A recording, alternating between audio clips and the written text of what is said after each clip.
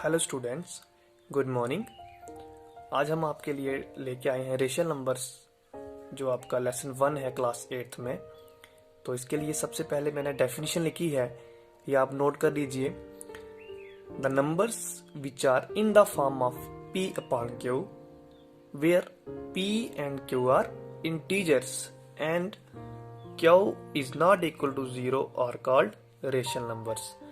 तो जहाँ पे जो p अपॉन q की फॉर्म में जो हमारे नंबर होंगे, यानी कि जो हमारे नंबर बट्टे की फॉर्म में होंगे, चाहे आप x अपॉन y लिख सकते हो, और वो जो आपके न्यूमरेटर और डिनोमिनेटर होंगे दोनों, वो इंटीजर्स होने चाहिए। जैसे मैंने लिखा p and q are integers, ये दोनों इंटीजर्स होने चाहिए। And q is not equal to 0, q जो आपका जो डिनोमिनेटर होगा वो 0 नहीं होना चाहिए।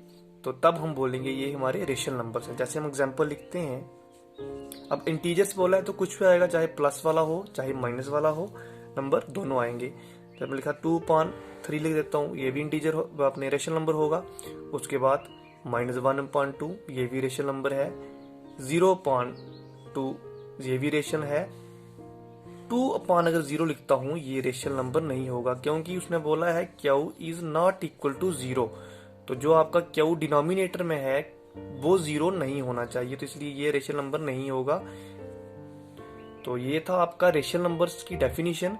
तो अब हम इसके बाद करते हैं standard form of rational number. तो तब तक आप ये नोट कर लो अच्छी तरह। अब हम नेक्स्ट आपके लिए टॉपिक लेके आए हैं, जो आपका है standard form of rational numbers. तो इससे पहले आपने किया रेशनल नंबर्स क्या होते हैं, तो अब है कि एक स्टैंडर्ड फॉर्म क्या होती है रेशनल नंबर की। तो a rational number p upon q is said to be in standard form if p and q are co-prime। जब p और q यानी कि जो आपके न्यूमरेटर और डिनोमिनेटर दोनों को प्राइम होंगे, तब हम बोलेंगे कि ये उसकी रेशनल नंबर्स की स्टैंडर्ड फॉर्म है। जैसे अब को प्राइम नंबर क्या होते हैं, ये आपको आना चाहिए। अब देखो, को प्राइम नंबर्स वो होंगे जिनके बीच में having no common factor, simply having no common factor.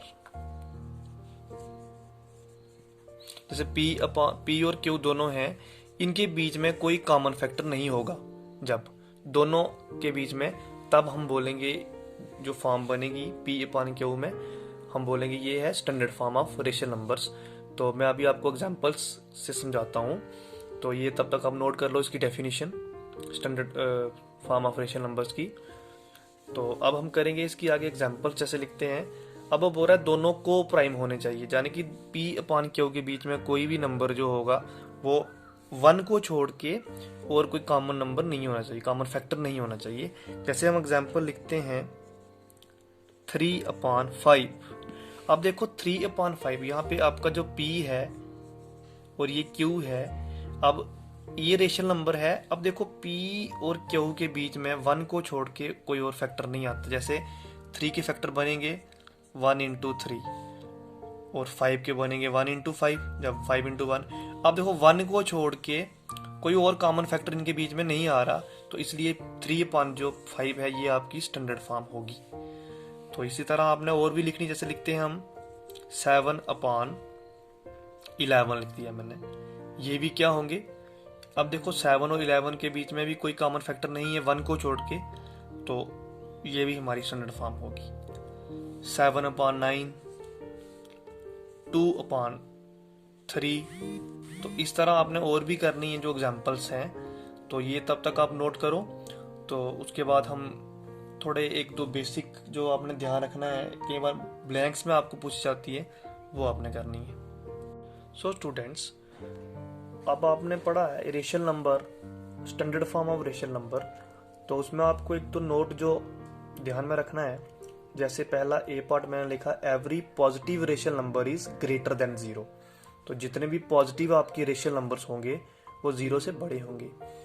और दूसरा है every negative rational number is less than 0। जितने भी नेगेटिव नंबर होंगे रेशनल नंबर, वो आपके 0 से छोटे होंगे।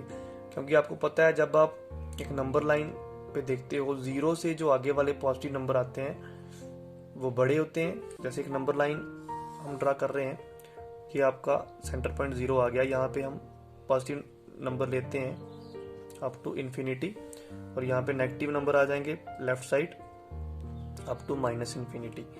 तो ये जो आपके 0 से छोटे नंबर्स हैं, ये सारे, अब आपको पता है ये 0 से लेस हैं, जो सॉरी नेगेटिव नंबर्स हैं, जो ये सारे 0 से लेस होंगे, और जो आगे राइट हैंड साइड वाले नंबर हैं जो ये पॉजिटिव नंबर्स हैं और ये 0 से बड़े हैं।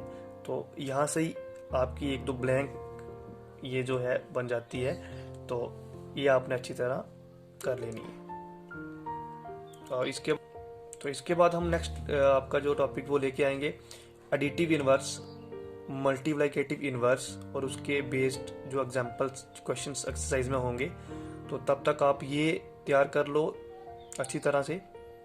Thank you, have a nice day.